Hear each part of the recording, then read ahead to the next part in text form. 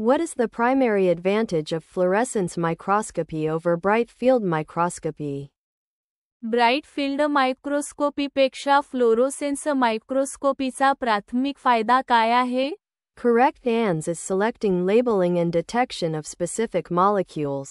विशिष्ट रेणूंचे लेबलिंग आणि शोध निवडणे. फ्लोरोसेन्स मायक्रोस्कोपीमुळे प्रथिनांचे स्थान आणि संबंध, गतिशीलता आणि आयन वाहतूक आणि चयापचय यासारख्या इतर घटनांसह विविध प्रक्रियांचा अभ्यास करणे शक्य होते.